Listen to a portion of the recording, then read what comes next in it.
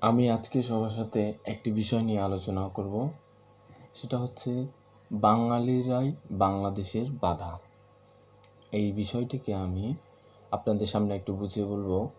সেটা হচ্ছে বর্তমান বাংলাদেশ অনেক পিছিয়ে রয়েছে, অনেক। বাংলাদেশের অন্যান্য দেশগুলোর যারা বাংলাদেশের সাথে স্বাধীনতা পেয়েছে তাদের থেকে বাংলাদেশ অনেক পিছিয়ে আছে। সেই সুবাদে বাংলাদেশ কিন্তু বর্তমানে চেষ্টা করতেছে অনেক উন্নতি করার, অনেক উন্নয়ন করার, এবং আপনারা জেনে থাকবেন যে বাংলাদেশ বিমস্টেকের দায়িত্ব নিয়েছে। এখানে একটা কঠিন ভালো একটা সম্ভাবনা কাজ করে এবং ভালো বাংলাদেশ যুগের সাথে তাল মিলিয়ে উন্নয়ন করার সম্ভাবনা রয়েছে। এবং আমরা যেটা বর্তমানে দেখে থাকব, যেটা বিডা থেকে যে বিনিয়োগ সম্ভাবনা বাংলাদেশে বর্তমানে অন্যান্য দেশের মানুষের বা অন্যান্য প্রতিষ্ঠানের, বিভিন্ন প্রতিষ্ঠানের বাংলাদেশের যে বাণিজ্যিক কর্মসংস্থান তৈরির বিষয়টি, এটি অনেক সম্ভাবনা জুগিয়েছে বাংলাদেশের মানুষের। সেক্ষেত্রে আমাদের একটু অ্যাওয়ারনেস থাকা উচিত ছিল।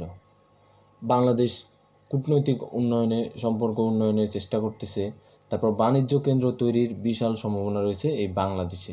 কিন্তু আমরা বাঙালি জাতি একটি চোর এবং লুটপাটের জাতি। গাজায় আমাদের মুসলিম ভাইদের অন্যায় এবং অবিচলভাবে হত্যা করা হচ্ছে।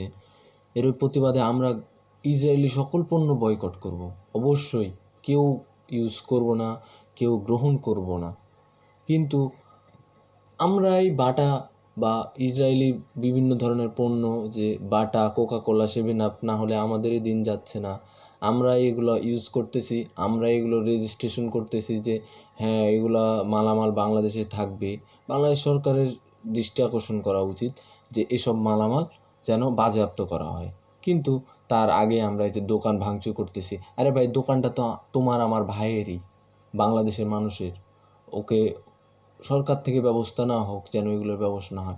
বাট এগুলো লুটপাট করে অন্য অন্য যে বিনিয়োগকারী বা অন্য অন্য যে বাণিজ্যর যে মালিকিন, এদের থেকে বাংলাদেশকে অনেক খারাপ একটা জায়গায় নিয়ে যাওয়া। সেক্ষেত্রে আমাদেরকে সতর্ক থাকা উচিত যে বাংলাদেশ যে সম্ভাবনার জায়গা থেকে সরে আসছে।